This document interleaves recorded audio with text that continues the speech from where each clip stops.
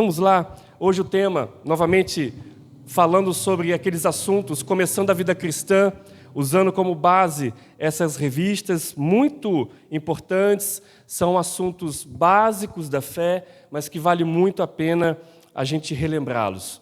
Hoje eu vou falar um pouquinho como melhor usar os 3 T's.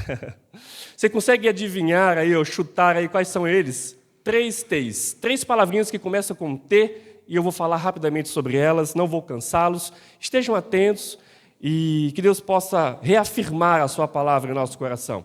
Desses 3 T's que eu vou falar, que precisamos saber usar melhor, quais são eles? Se dá uma dica aí de falar quais são? Testemunho, não é? Vai falando. Está no desenho a dica. Tentação não. Tempo, mais um.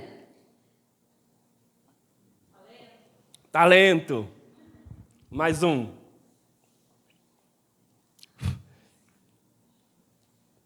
Tesouro. Tesouro, que vai falar sobre bens, ok? É simples, a palavra de Deus é muito simples.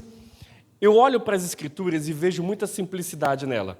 Quem complica é nós, sabia? Nós é que complicamos as Escrituras.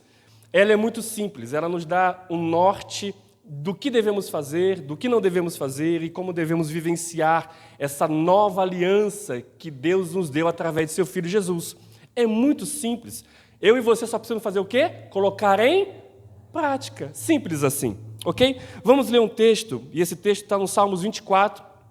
É o Salmos, nós vamos ler ele inteiro, ele é pequeno, ele é curto, mas ele é um Salmos lindo, irmão, maravilhoso, em saber que quando você recita ele, coloque ele como uma declaração de fé para a sua vida, porque você está convidando Jesus Cristo, o Rei da Glória, a entrar na sua vida, Jesus Cristo, o Rei da Glória, a entrar na sua casa, a Jesus Cristo, o Rei da Glória, a entrar no seu trabalho, nos seus negócios, a Ele ser o Senhor de tudo, tudo, repete comigo, tudo que está em sua volta, tudo que está na sua vida, que Ele seja o Senhor absolutamente de tudo, que Ele entre, que não há um lugar na sua vida que Ele não possa ter acesso, que você abra os portões, como diz os Salmos, abra os portões da sua vida, abra os portões da sua casa, abra os portões do seu trabalho, do seu negócio, de tudo que está aí na sua vida,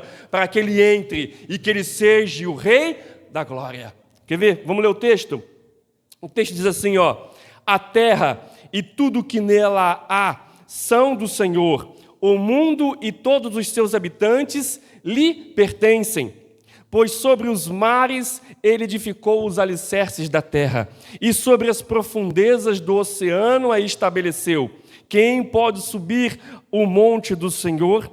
Quem pode permanecer em seu santo lugar? Somente os que têm as mãos puras e o coração limpo, que não se entregam aos ídolos e não juram em falso. Eles receberão a bênção do Senhor e a justiça do Deus de sua salvação. São esses os que te buscam e adoram em tua presença, ó Deus de Jacó. Abram-se portões da cidade, abram-se antigos portais, para que o quê? Para que entre o Rei da Glória. Quem é o Rei da Glória? Quem é? O Senhor forte e poderoso, o Senhor invencível nas batalhas. Abram-se portões da cidade, abram-se antigos portais, para que entre o Rei da Glória. E ele termina de novo perguntando: e quem é esse Rei da Glória? O Senhor. Aleluia. E ele tem um nome, qual é o nome dele? Jesus Cristo, a qual a palavra diz que todo joelho se dobrará e que toda língua confessará que Ele é Senhor. Aleluia. Deus forte e poderoso, Deus, o Senhor poderoso das batalhas, esse é o Rei da Glória. Lindo esses salmos, não é verdade? Salmos glorioso, maravilhoso, exalta o poder de Jesus, mostra quem Ele é, tanto na minha vida e na sua e na igreja também. Ele é o Todo-Poderoso, o Senhor forte, Ele é o Rei da Glória. No início, no versículo 1, ele já começa dizendo assim: E é nesse versículo que eu quero trazer para você essa reflexão da palavra. O início do versículo, versículo 1 diz assim: a terra e tudo que nela há é de quem? É minha? É do Senhor. A Bíblia diz lá em Isaías que o universo é como estrado aos seus pés. O que é estrado? Como um tapete. Ele é o Senhor dos senhores. Em Deuteronômio fala que ele, Jeremias, na verdade, 29 diz que ele é o Deus de longe, o glorioso do universo, aquele que não dá para contar, para calcular, para medir, mas ao mesmo tempo ele é o Deus de perto. É o Deus que caminha com você. É o Deus que se alegra quando você está alegre. É o Deus que chora quando você chora. Você não está só. Amém, irmãos? Nos seus momentos de alegria, Ele está lá contigo. Nos seus momentos de tristeza, Ele também está.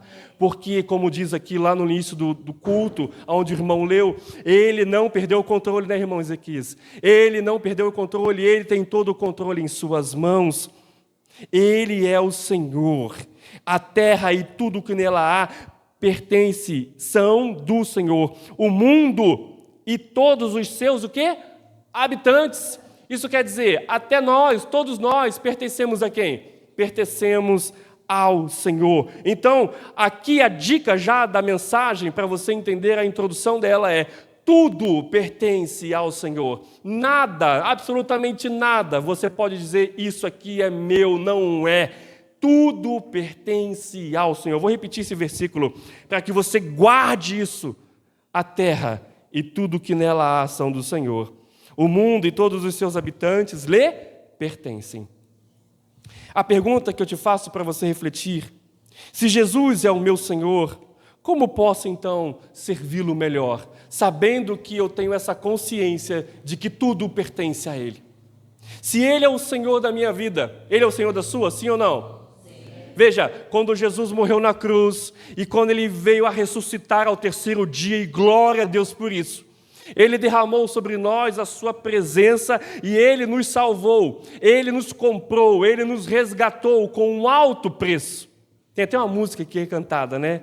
Eu sei, ai meu Deus, que pago um alto preço. Obrigado. Para que contigo eu fosse um meu irmão. Quando Jesus derramou sua vida, Ele pensava em mim, Ele pensava em nós, Ele pagou o alto preço. Ele nos deu a salvação e por isso Ele é o meu Salvador. Mas quando Ele me salvou, quando Ele me resgatou, Ele me chama agora não mais de escravo, Ele me chama de filho. E eu, como um filho dele, eu também tenho direitos, sim. Se você que é pai, você que é avô, você sabe que seus filhos têm direitos, tem ou não tem? Mas filhos que têm direitos também têm o quê? Responsabilidades. Temos também responsabilidades. E é por isso que Ele é o meu Senhor. E eu me quebranto e me submeto àquele que morreu por mim. Eu me quebranto e me submeto ao seu senhorio, porque Ele pagou o alto preço pela minha vida. Eu pertenço a Ele. Amém? Você pertence a Ele? E se você então agora é filho e você pertence a Ele, Ele é seu Salvador, Ele é seu Senhor, a grande pergunta agora é: como posso servi-lo melhor a esse Deus que morreu em meu lugar? Como posso, de fato, então, servi-lo? E quando eu digo servir, não é que você agora tem que se matar emocionalmente, psicologicamente, se desgastar. Claro, se for para isso, para a glória dele, que seja. Mas quando eu digo servi-lo, é você fazer o seu melhor aonde você estiver. Ah, tem que ser então na igreja? Não! O seu melhor no seu trabalho, na sua empresa, nos seus negócios, na sua escola, na faculdade, aonde você estiver, na sua família, que você sirva ao Senhor lá, mas sempre com a consciência de que Ele é o meu Senhor e meu Salvador, e eu sempre devo que pensar: Pai, como eu posso servi-lo melhor? E eu quero trazer essa dica para você, mas antes, precisamos entender que a Bíblia fala do que mordomia cristã. Você já ouviu falar dessa palavra, mordomia cristã? O que é um mordomo? O que é ser um mordomo? Quando você vê aqueles filmes antigos, né? Servir. Você lembra como é que era a roupa de um mordomo naqueles filmes mais antigos? Como é que é? Aquele smoking, né? Com aquela luvinha branca, não sei se usa isso ainda, né? e aquela luvinha branca, aquele muito elegante, muito educado, né? Respeitando a casa do seu Senhor e servindo prontamente ao seu Senhor. A Bíblia também fala de mordomia e devemos ser assim, elegantes, educados, humildes e submissos ao nosso Senhor. Amém, irmãos? E a gente sempre deve fazer o nosso melhor. A mordomia cristã é justamente isso. Eu vou resumir ela em uma frase para você entender. O que é mordomia cristã, apesar de ter muitas definições para ela, mas uma frase eu digo para você, é reconhecimento na prática de que Jesus é o seu Senhor. Lembre-se, nada é teórico, porque a teoria não transforma ninguém, o que transforma é a prática, certo? Então, o que é mordomia cristã? É o reconhecimento na teoria? Não, é o reconhecimento na prática de que Jesus Cristo é o meu Senhor, é o seu Senhor. Amém, irmãos? É você entender, então, que Ele é o seu Senhor e, na prática, você desenvolver isso. E eu, claro, como é que você desenvolve isso? Entre tantas coisas que eu poderia abordar, a lição a qual eu estou tirando esse exemplo, ela vai falar de 3. Tesouro, tempo, né, e talento. Tesouro, tempo e talento. Em 1 Coríntios 4, 7, Paulo diz assim, o que você tem que não tenha recebido? Olha o que Paulo fala. O que você tem que antes você não tenha recebido? O ar que você respira foi você que fez? Sim ou não? Não. Foi Deus que fez. Você só está respirando hoje porque é Deus que está te fornecendo o oxigênio. E é claro, é um efeito lindo e maravilhoso da natureza, que foi criada por Ele, não foi efeito do Big Bang que explodiu e criou isso. Foi uma obra criacional, inteligente, que fez o processo de fotossíntese, onde as árvores, a natureza, elas exalam oxigênio e nós retornamos para ela com gás carbônico. E é uma troca maravilhosa que Deus nos fez entre os seres humanos e a natureza. E Deus criou o ser humano como a sua imagem e semelhança. Deus não criou o cachorrinho, o gatinho, o coelhinho à sua imagem e semelhança. Eu e você somos criados à imagem e semelhança de quem? Do nosso Deus maravilhoso. A Bíblia diz lá em Salmos que os homens, quando eu digo os homens, os seres humanos, eles estão abaixo simplesmente dos anjos. Quer dizer, nós somos a coroa da criação de Deus, irmãos, nós somos a coroa da criação dele. Você é especial. Não permita que nada tire isso do seu coração, porque a Bíblia diz que você e eu, nós somos a coroa da criação dele, criado à imagem e semelhança dele. Você tem valor. E é uma outra música que eu não vou arriscar cantar. É isso aí. Você tem valor, você foi criado à imagem e semelhança dele. Mas, ao mesmo tempo, novamente eu digo, que nem uma frase, não sei se você gosta de filmes da Marvel, aqueles filmes de super-herói. Quem gosta? A minha esposa odeia, e eu gosto de ver aqueles filmes. Os filmes antigos do Homem-Aranha, lá no antigo da história do Homem-Aranha, quando o Peter Parker ele foi picado lá pela aranha e tudo mais, e aí ele começa, logo no primeiro filme, ele começa a desenvolver lá aquelas habilidades lá de aranha e tudo mais, e aí ele vai para uma luta, um cara tenta assaltar ele, não sei se você lembra dessa cena, estou dando um spoiler agora, mas esse filme é muito antigo, vale. E aí ele tenta assaltar ele, e aí ele fica meio assim, ele deixa o cara passar, não sei se você lembra dessa cena, ele deixa o cara passar, o cara vai embora, mas o cara faz alguma coisa muito terrível para a família dele. Você se lembra o que acontece? Mata quem mesmo? O tio dele. E o tio dele tinha falado uma frase muito importante no filme, e essa frase, o que você lembra da frase, qual é? Que essa frase que ele fala, esse tio fala para ele, o Peter Parker? Boa, Fê. Com grandes poderes vem grandes responsabilidades. É uma verdade para nós. Nós somos a imagem do nosso Criador, a coroa da criação.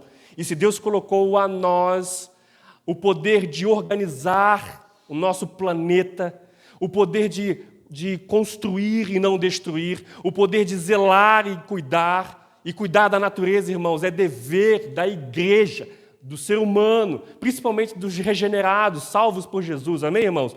Você deve se importar, sim, com a natureza, com a preservação dela. Como? Simples fato. Por favor, irmãos, não estou acusando ninguém, mas pense, fique indignado e nunca faça isso. Ensine seus filhos também a jamais, se você está na rua, a jogar papel na rua, a jogar copo no chão, a sujar a rua onde você mora. Coisas simples, irmãos. Poxa, mas isso agrada a Deus, porque você está ajudando e contribuindo na preservação daquilo que Deus criou, amém, irmãos? Além de ser também muito educado. Eu fico revoltado quando eu vejo pessoas na rua, no carro, jogando coisa pela janela do carro. Nossa, mas dá um negócio. Gente, que falta de educação. Pastor, mas aí, se a gente não fazer isso, o lixeiro vai sobreviver de que jeito? Mas não nesse sentido. Nós temos sim os nossos descartes, mas que seja feito, eu acho que seja feito corretamente pelo saco de lixo e tudo mais. Mas veja, irmãos, para a gente entender, nós temos essa responsabilidade de cuidar da onde vivemos, porque Deus a tudo pertence, Deus é dono de tudo e de todos, amém, irmãos? Da nossa vida, da natureza também, porque Deus é doador. Quando você faz algo para Deus, seja com a área financeira, ou seja com seus talentos, nunca pense que você está que você está ganhando uns créditos a mais com Deus. Você está simplesmente fazendo algo com aquilo que Deus já fez para você. Quer ver um exemplo? A minha mãe, não sei se minha mãe vai se lembrar disso. Meu pai faleceu, vai fazer 3 anos. 3 anos, né, mãe? 3 anos. Quando eu era pequeno, eu e minha irmã é 6 anos mais nova do que eu. E aí, quando meu pai fazia aniversário, não sei por que a gente não fazia com a minha mãe, mas era mais com meu pai. Quando meu pai ia fazer aniversário, a gente ia lá e, vamos comprar um presente para ele. Mas eu tinha 10 anos, a minha irmã tinha 4 aninhos, né? E a gente não trabalhava, era muito criança. Então, meu pai dava o dinheiro para minha mãe e a gente dava um jeito de comprar um presente para ele, com o dinheiro dele, você entendeu? Com o dinheiro dele. E aí, a gente chegava e pegava o presente, embalava, e aí chegava assim, mas um presente só? Nossa, meu papai merece mais. Aí, o que a gente fazia? Não sei se você já fez isso. O que a gente fazia? Eu pegava os enfeites da mesa da casa, pegava a caneta que ele já usava, a carteira dele, o cinto dele, embalava tudo, aí chegava assim, papai, temos um monte de presente para você. Olha aqui, ó, toma um presente. Ele abria, nossa, a minha carteira. Falei, Aí abria o outro, nossa, que cinto bonito. Até chegar no último presente, que era aquilo que a gente tinha comprado. Irmãos, tudo que nós fazemos para Deus é a mesma coisa. É como se você estivesse fazendo com o dinheiro do papai. Aquilo que você faz com os seus talentos, foi Deus que te deu. Você não ganhou nada, você não conquistou nada, foi Deus que te deu. Quando você vem ofertar e dizimar, foi Deus que te deu a vida, a saúde, o emprego que você tem, a inteligência que você tem. É como se você estivesse presenteando o papai que já te deu, entendeu? Que nós tenhamos essa mentalidade. A mentalidade de que tudo pertence a dele, porque ele é doador de tudo. Vamos lá agora, para não estender muito. A primeira mordomia, então, que é o primeiro T, que é o nosso talento. Seus dons e talentos no serviço do Senhor. Quais são eles? Você já sabe qual é o seu dom? O dom espiritual. Agora eu estou dizendo para você que é cristão. Você que é cristão, o Espírito Santo está em você, sim ou não? Sim. Amém? A glória a Deus. E se Ele está em você, um dom espiritual foi concedido a você. E aí você precisa exercê-lo. Além de dom, você precisa diferenciar dons e talentos. Talentos são habilidades naturais que você tem e você adquire com o tempo, com o seu estudo, certo? Habilidades que você gosta, que você simpatiza e você busca conhecer, aprender e você desenvolve aquela habilidade. Seja para o seu trabalho, seja para qualquer área da sua vida, mas foi Deus que também te deu isso. Foi Deus que te deu essa inteligência. Então, tanto dons espirituais como habilidades adquiridas, você precisa colocar isso aonde? Nos pés do Senhor, para servi-lo e glorificá-lo. Amém? Então, seus dons e talentos no serviço do Senhor, se você não sabe os seus dons, busque em oração quais são eles, ou qual é ele. E pegue as suas habilidades. O que você tem de melhor? Eu tenho certeza que você pode pensar assim, ai pastor, eu não sei fazer nada. Sabe sim, talvez é você que não se conheça bem. Com certeza você faz algo maravilhoso que eu não sei fazer. Eu tenho certeza, nem que seja talvez um bolo, talvez algo como esse, assim, um tapete, não sei. Eu não sei quais são as suas habilidades. Tenho certeza que algo que você faz é maravilhoso e é único, porque foi Deus que te deu essa habilidade. Que você pegue isso para a glória dele, para abençoar. Sabe por quê? Porque eu aprendi uma coisa, Deus ele é amor, e ele sendo amor, ele é um amor doador. Você lembra do versículo mais conhecido da Bíblia? Qual é o versículo mais conhecido da Bíblia? Para mim é um. Qual é para você? Qual é o versículo mais conhecido da Bíblia? Sim, tem esse, aí tem vários também conhecidos, né? João 3,16, eu estava querendo me referir a esse. Vamos lá ler comigo, vamos lá repetir comigo, vamos lá, fala aí. Deus amou o mundo, gênito, para que todo aquele que nele crê não pereça, mas tenha a vida eterna. Veja que o texto começa, porque Deus amou o mundo de tal maneira que fez o quê? Olha a palavrinha aqui, deu. Porque Deus é generoso. Deus, Ele é doador. E se eu, a imagem de Jesus, pelo Espírito Santo, quero ser igual a Ele, há coerência eu querer ser egoísta e egocêntrico, pensando só em mim? Não há. Então, se eu quero ser igual a Jesus, eu preciso também ser o quê? Doador. Porque o amor é doador. Porque Deus é doador. Porque Ele amou o mundo de tal maneira que deu. O amor é doador. Isso é muito bom para que a gente entenda isso. Veja, Mateus 25:15, falando sobre talentos, somente esse versículo faz assim, ó. A um deu 5 talentos, a outro 2, e a outro 1, e cada um de acordo com a sua capacidade. Eu não vou ler aqui toda a parábola, você deve conhecer a parábola dos talentos, não conhece? Você sabe o que aconteceu no final. E eu quero dizer uma coisa para você importante, porque essa parábola é uma verdade para nós. Você que é salvo em Jesus, você que é cristão, salvo em Jesus, e eu creio pelas Escrituras, porque há N versículos que diz isso, que uma vez salvo, salvo para sempre. Eu não sei se você crê diferente, mas respeito se você crê diferente, mas eu olho para as Escrituras, eu não vejo um Deus que me salva e me tira a salvação. Salve e me tira a salvação. Salve e me tira a salvação. Não, Ele me chamou de filho. Ele me resgatou, mesmo com as minhas falhas, e Ele agora não vai me abandonar. Ele não vai agora dizer, você agora é um filho bastardo, porque você não é tão obediente assim às minhas leis. Não, Ele me salvou, mesmo com as minhas falhas, eu sou filho dEle, e eu acredito piamente na sua palavra, que uma vez salvo, salvo para sempre. A salvação foi me dada, é garantida. Então, eu digo para você com toda a convicção da palavra, uma vez salvo, salvo para sempre. Você não perde a salvação, por mais que você seja falho. E não há ninguém perfeito mesmo. Mas eu digo uma coisa para você importante. Que um dia a igreja ela estará diante do Senhor. Ela estará diante de Deus. E Deus não há de julgar você para se você vai ser salvo ou não. Porque você já está salvo. Mas Ele vai te fazer uma pergunta. O que você fez com os seus talentos, com as habilidades e com os dons que eu dei para você?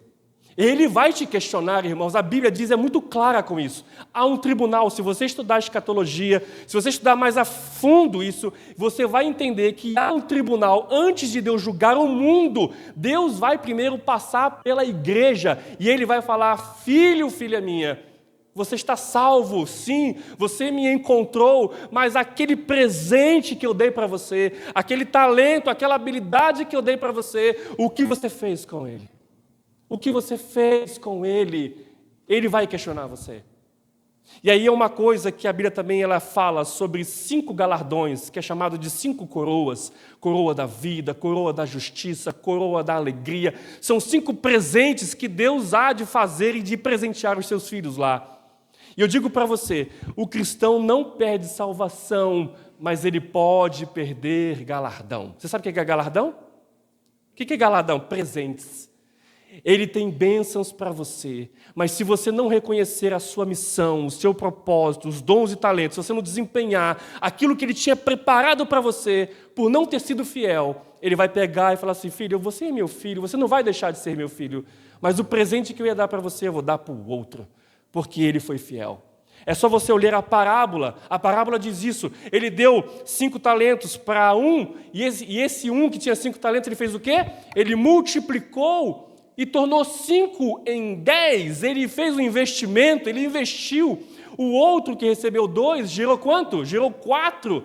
E o outro que tinha 1, ele fez o quê? Ele enterrou com medo. E quem tem medo não ama, porque a Bíblia diz que o amor lança fora todo medo. Quem tem medo não tem intimidade, não tem relacionamento. Quem tem medo, ele diz, eu enterrei porque eu tive medo do Senhor. Porque o Senhor é um Deus austero, no caso, bravo. Eu tive medo. Aí Deus, na parábola, como dizendo, você não me conhece, então, ainda muito bem. Você não era para ter medo. Eu sou o seu Senhor, mas sou seu Pai. Você era para ter pego aquele dom e investido. Você era para ter produzido ele. Porque cristãos cheios do Espírito Santo não foram chamados para a inércia. Eles foram chamados para produzir. Amém, irmãos? Para produzir. E aí eu digo para você, o que você está fazendo com o seu talento, que você coloque ele à disposição do Senhor. Eu posso citar um exemplo lá da Carmen, lá em Sales? Lá em Sales, hoje eu estava conversando com a minha esposa, e tem a tia da Paula, a Carmen, né, e o irmão do meu sogro, que é o Nelson, tio Nelson, a gente chama de tio Nelson. Uma benção esse casal. Ele já é aposentado da... O que ele é mesmo? Ele é aposentado da... Ele trabalhava no tribunal, né? Se aposentou muito bem, e ele tem uma casa lá. A casa do tio Nelson, a gente chama de tio Nelson, a casa do tio Nelson da tia Carmen, é linda demais lá em Sales, né? Com piscina, com um monte de coisa, muito linda mesmo, porque ele ganha muito bem, ele se aposentou muito bem. Mas uma coisa interessante nos chama, e a cidade de Sales, veja, eles congregam em uma igreja. Eu estou usando esse exemplo porque eu estava conversando com a minha esposa hoje e me chamou muita atenção isso. Eles congregam em uma igreja lá, e o que eles fizeram? Eles sentiram uma necessidade. Eles olharam para o asilo da cidade. Olha só o que é você colocar o seu dom e talento para a obra. Eles olharam o asilo da cidade e eles viram aquele asilo cheio de pessoas de idade, mas não simplesmente abandonado pelos seus parentes, mas também muito doentes e cheio de necessidades ali sociais. Sabe o que eles fizeram? Praticamente eles se mudaram. Eles nem dormem na casa deles. Eles dormem lá. Eles cuidam, o tio Nelson paga o salário para contribuir, para ajudar, e eles estão lá cuidando daquele monte de senhor e senhora, morando dentro do asilo, irmãos. E aí, eu digo isso porque não é a igreja que está falando, que a igreja nem está promovendo, a igreja nem está botando no Instagram, nada. Sabe o que está acontecendo? Quem está zum, está girando, a cidade está falando. As pessoas na cidade falam assim, puxa, a Paula estava falando, puxa, a Carmen é sua tia, que mulher fantástica. Puxa, o que eles estão fazendo lá em Sales, lá no asilo, é fantástico. Eu falo, puxa, que exemplo para nós. Que exemplo, temos um asilo aqui também.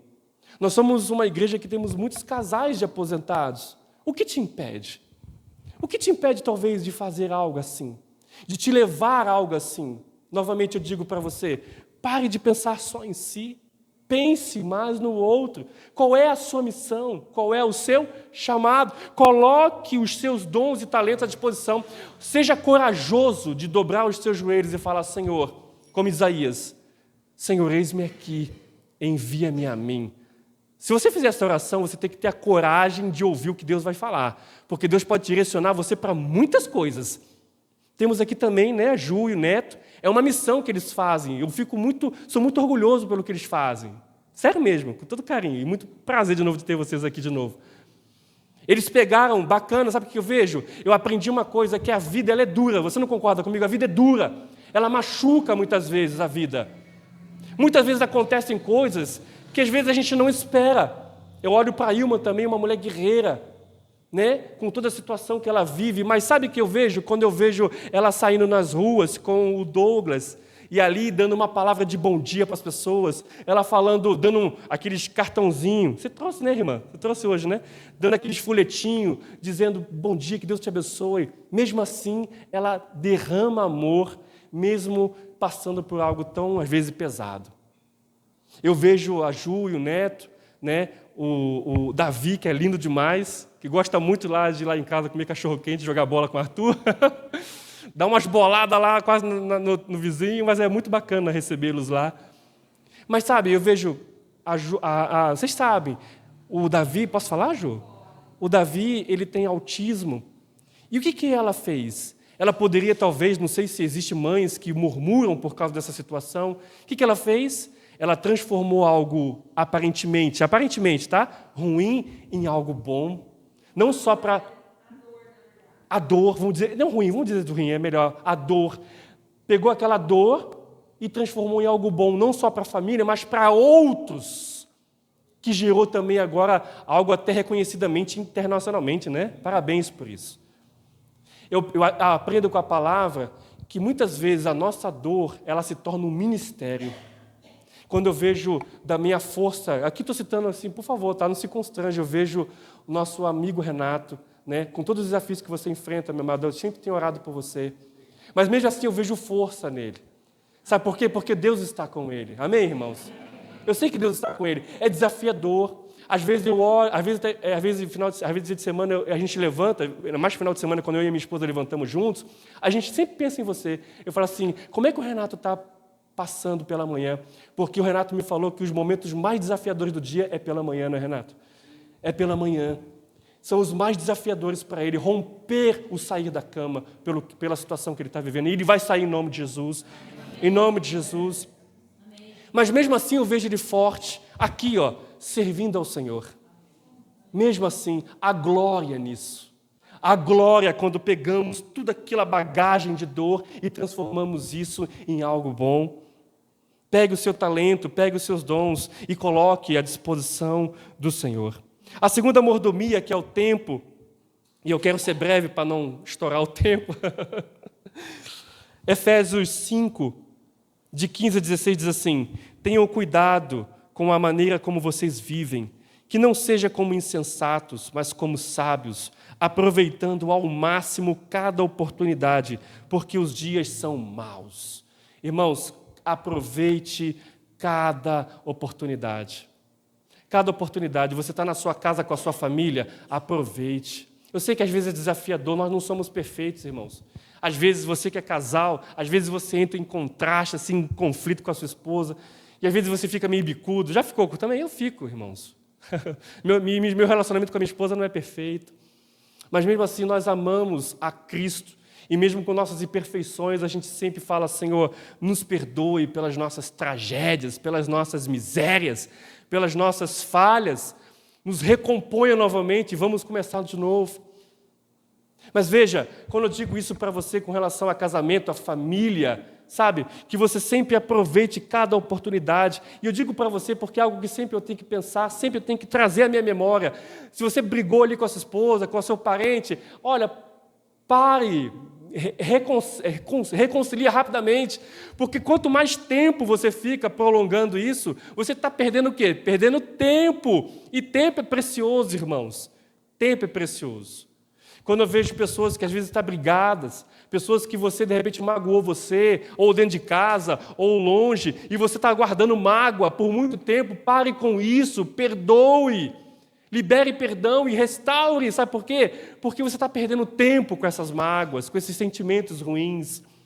Veja, aproveite ao máximo cada oportunidade que Deus lhe dá. Aproveite ao máximo. Se você está com a sua esposa, aproveite o tempo com ela. Converse olho no olho. Se você está sentado com ela, sai do celular, do WhatsApp, do Facebook e converse olho no olho com ela, com ele. Bem, e aquela conversa assim, não é aquela conversa de ela falar algo e você já está pensando uma outra coisa. Não, olhe no olho, tenta entender. É isso aí, meu amor, eu quero te ouvir. Eu sei que não é fácil nesse mundo corrido, irmãos, mas é o nosso desafio. Aproveite cada tempo com seu filho, com seu neto, brinque, se divirta, porque às vezes o mundo é tão mal, às vezes tragédias acontecem, irmãos, e podem trazer dor ao seu coração, e fica aquela história, quando meu pai faleceu, eu estava lá fazendo imagine, irmãos, para mim foi muito doído, mas deu Deus muita força de eu fazer o velório, juntamente com o pastor, que era do Rio, fazer o velório do meu próprio pai. E aí eu vi um primo meu, junto ali, não vou citar o nome, mas ele chega e fala assim: puxa, eu poderia ter feito mais, porque na época desse meu primo foi criado pelo meu pai, por muito tempo. Meu pai criou ele por muito tempo como um filho. E ele fala assim: puxa, eu tinha o Claudeci como um pai, e eu estava tão longe dele. Eu falei assim: ainda bem que você reconhece isso. Mas então não faça isso com a sua irmã, com sua mãe, que você anda tão distante. Se aproxime. Por quê? Para quando chegar no velório, não ficar lamentando.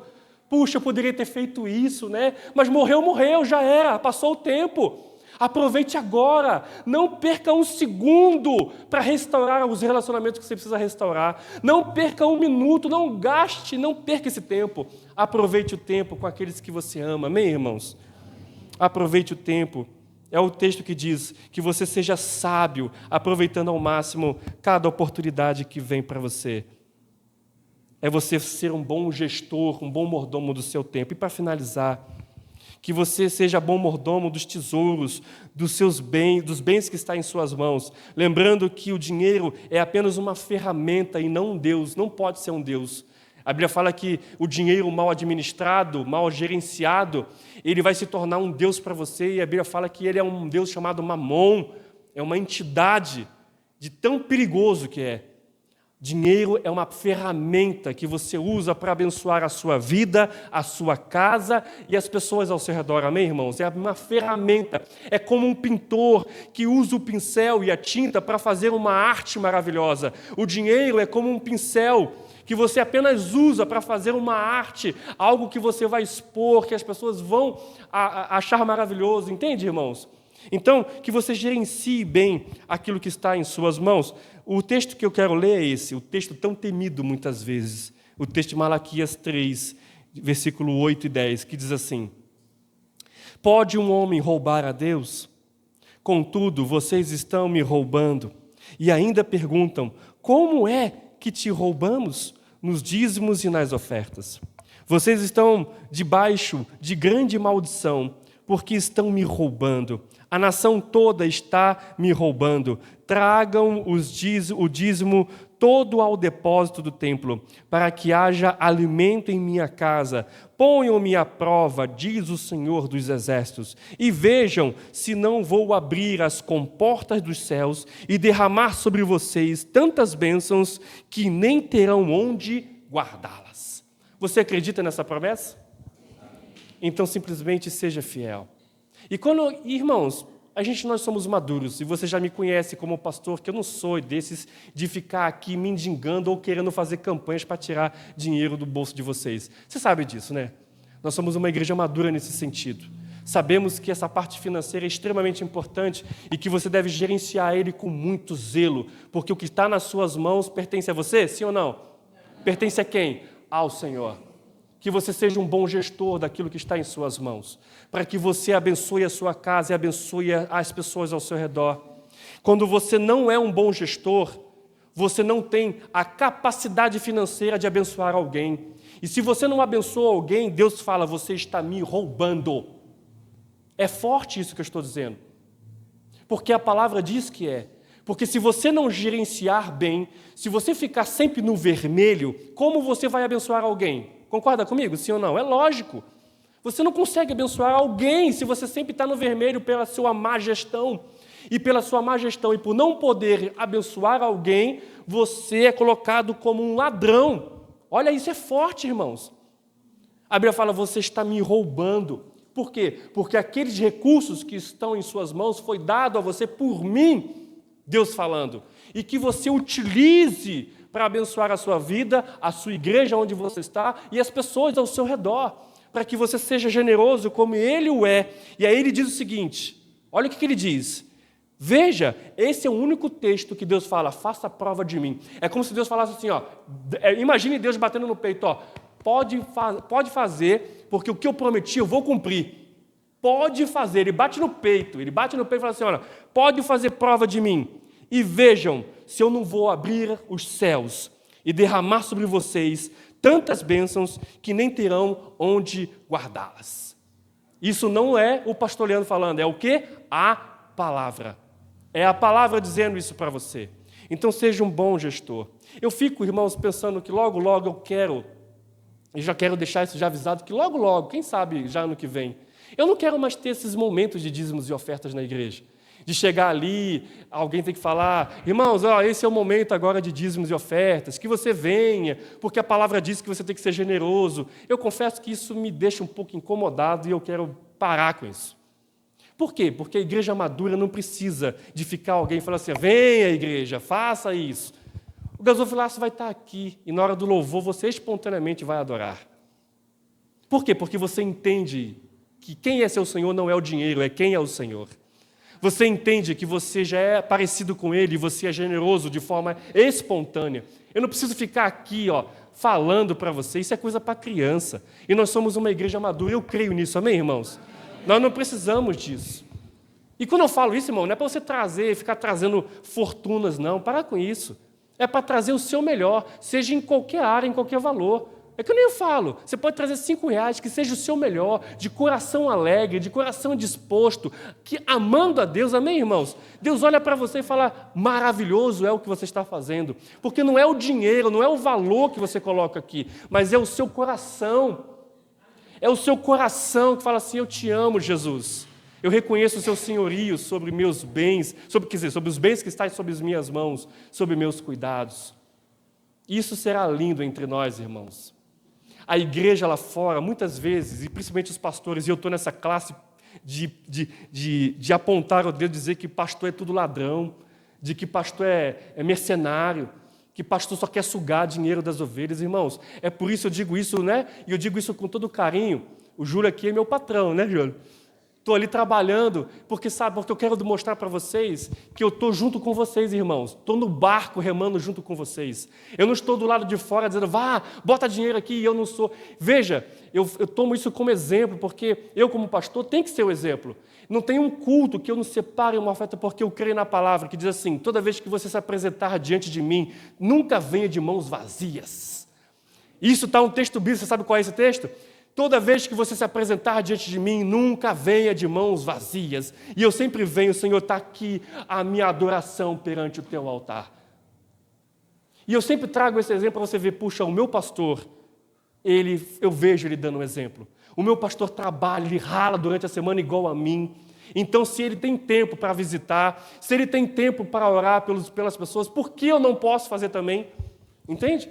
Segunda-feira, para muitos pastores, e aqui não estou querendo dizer que eu sou melhor, por favor, sejamos maduros. Não estou querendo dizer que eu sou melhor do que os outros, não é isso. Mas veja, para muitos pastores que é de tempo integral, amanhã é dia de folga, vai ficar em casa. Mas 8 horas estou lá na JMed, trabalhando firme, junto com o Julião e com toda a equipe. E se você vai levantar amanhã de manhã e que você dê o seu melhor, amém, irmãos? Vamos concluir. Vamos ficar de pé, por favor, senão o tempo vai ficar longo.